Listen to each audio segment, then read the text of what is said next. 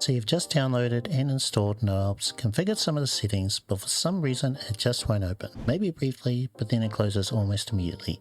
And it keeps doing this every time you try. The most likely reason is an error in the config file, like an extra comma in the code. You can start over from scratch, but you might get the same thing as before. But the best course of action is to know what line of code in the config file has the error. That way you can go straight to the source of the problem and fix it there. Normally NOALBS displays what's happening in the program window, but whenever there's an error like the one in the intro, it just won't open. So we're going to open NOALBS in a command prompt instead, which might seem a bit scary, but it's actually kind of easy. Firstly, we're going to navigate to the folder where NOALBS is installed. Then in the address bar, we're going to type in CMD, press enter, and then that'll open command prompt.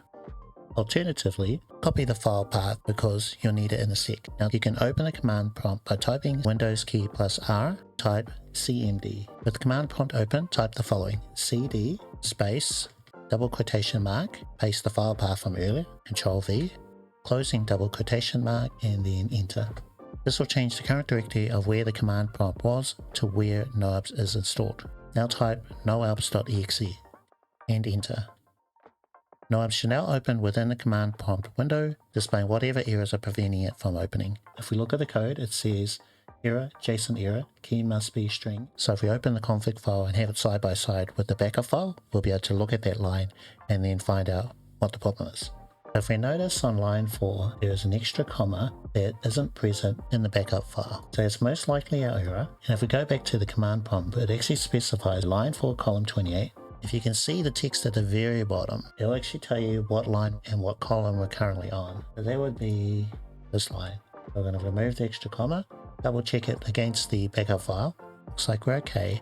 And that should be it for our errors. Control S to save our changes. I'm going to press the up arrow key. And then that's looking a lot better. So NOALBS within the folder should open now. If it's still playing up, go back to the command prompt and look for any other errors. Repeat the steps from before until it opens. Now one thing you might have noticed is my version of NOALBS. It's time to upgrade. So next time I'll show you how to upgrade NOALBS to the latest one. When that video is ready, it'll be right over here.